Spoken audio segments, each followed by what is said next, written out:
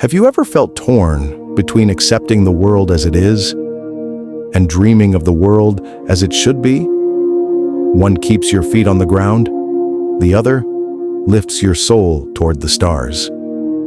This is not just a question, it's a life-altering perspective shift. Welcome to the world of realism and idealism. Realism and idealism, two opposing forces, yet both vital for human growth.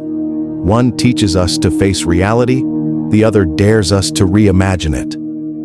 In this video, we'll explore how these two powerful philosophies can not only coexist, but guide you to live a fuller, wiser, and more purposeful life. You'll learn how to think deeper, dream smarter, and live with clarity and courage. Chapter 1. What is realism? Realism is about seeing the world exactly as it is, unfiltered, raw, and honest. It's not about pessimism, but about clarity. Realists believe that facts matter more than feelings, and that truth exists independent of our hopes or fears. In this worldview, the external world doesn't bend to your desires. It simply is what it is. Think of Aristotle, who grounded his philosophy in observation and logic, or Thomas Hobbes, who saw human behavior as driven by self-interest and believed in strong systems to maintain order. In your life, realism shows up when you accept failure without denial, when you own your flaws instead of hiding from them, and when you make decisions based on data, not delusion. A realist doesn't wait for luck. They build a strategy. They create structure. They prepare for challenges rather than wishing them away. If you're in debt, the realist doesn't fantasize about sudden fortune. They budget, they cut, they adapt. If you lose a relationship, a realist doesn't cling to the past. They mourn, they reflect, and they move forward. Realism teaches us resilience. It sharpens our minds and helps us face adversity with maturity. When you master realism, you stop fearing the truth, because you've learned that truth, even when harsh, is always the foundation of transformation. Chapter 2. What is idealism? Idealism, on the other hand, invites you to see the world not just for what it is, but for what it could become. It's the belief that ideas shape reality, that values matter, and that imagination is a force of change. Idealists are dreamers, visionaries, and moral thinkers. They don't accept the world as final. They believe it can be better, fairer, and more beautiful. Philosophers like Plato saw reality as a reflection of perfect forms, abstract ideals that define our purpose. Kant believed that our perception of the world is influenced by the mind itself, that what we believe actually shapes what we experience. Idealism lives in every dream you dare to chase, in every injustice you dare to fight, and in every vision of the future you hold on to, even when the present feels bleak. In practice, the idealist imagines success before taking action. They envision love, justice, or greatness, and then take steps to reach it. When an idealist looks at failure, they don't stop. They grow. When they see hardship, they see a challenge worth rising to. Idealism fills your life with meaning. It gives you a why, a deeper purpose that drives your every step. While realism gives you the tools, idealism gives you the reason, and together, they build something extraordinary.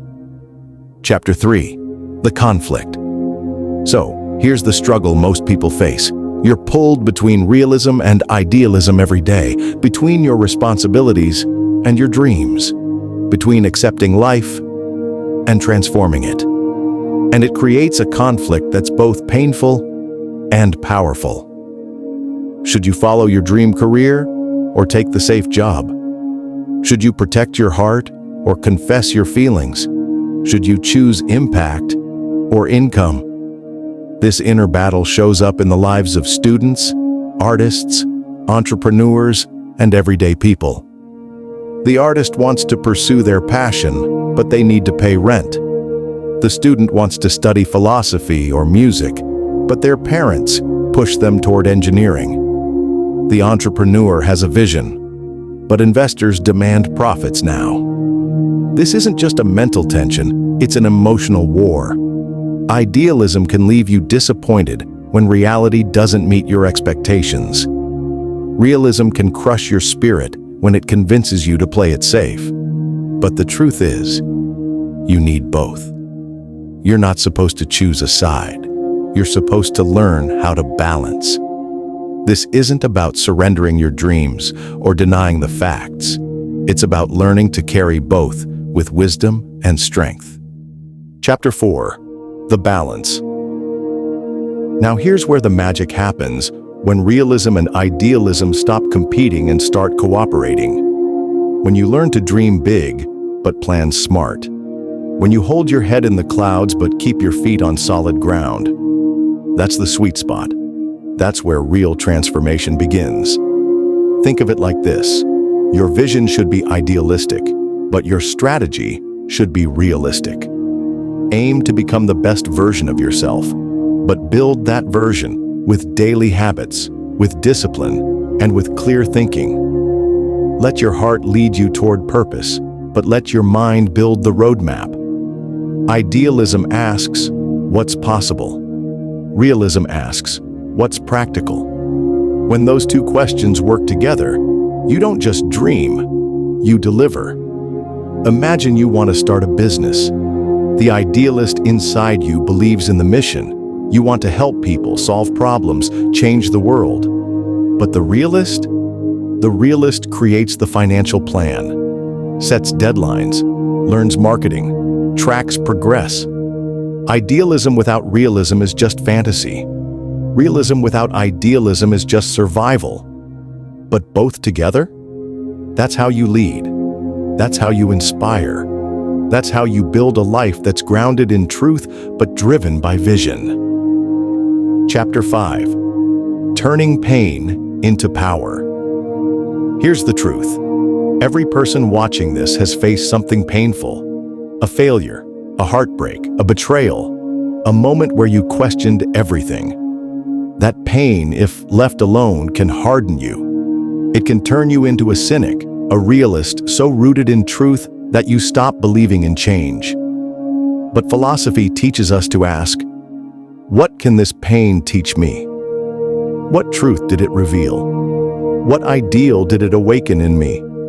Maybe your pain showed you who you don't want to become. Maybe it taught you that love matters more, or that time is precious, or that you're stronger than you thought. Pain, when viewed through a philosophical lens, becomes power. Not because it disappears, but because it transforms. Realism helps you see it for what it was. Idealism helps you rise above it. Together, they help you rewrite your story, not as a victim, but as a victor. Chapter 6. Historical Lessons from Great Thinkers. Let's take a moment to look back, because history has shown us what happens when realism and idealism collide in the minds of great thinkers. Martin Luther King Jr. was an idealist. He dreamed of justice, unity, and equality. But he was also a realist. He understood the cost of change, the need for strategy, and the weight of resistance. He didn't just dream. He marched, planned, and persevered. On the other hand, leaders like Marcus Aurelius were grounded in Stoic realism, accepting fate, mastering the mind, and leading through logic. But even he believed in virtue, meaning, and service, ideals that shaped every decision. These thinkers didn't reject one side. They fused both into something transformative. And you can too. By studying those who came before, you realize you're not alone. You are part of a long, beautiful tradition of people trying to make sense of life and trying to make life better. Chapter 7. Becoming a philosopher of your own life. And finally this. You don't need a degree to be a philosopher. You don't need fancy words or ancient texts. What you need is curiosity, reflection, courage, to ask the hard questions, to live with intention, to challenge your thoughts, to seek wisdom over approval and truth over comfort. When you do that, when you pause to think, to question, and to grow, you become something rare. You become your own guide, your own thinker, your own philosopher. Realism gives you the tools. Idealism gives you the vision. But you give them both a voice, your mind, your life. And that life can be a masterpiece if you choose to live it that way. You are not just here to survive. You're here to seek, to shape, and to soar.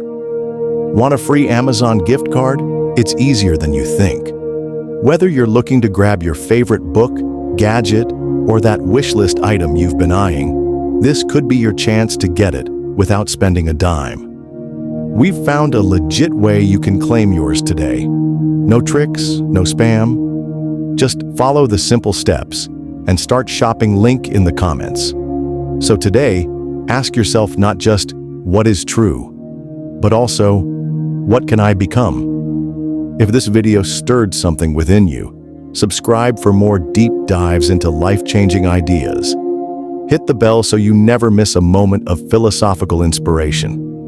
And remember, the world doesn't just need dreamers or doers.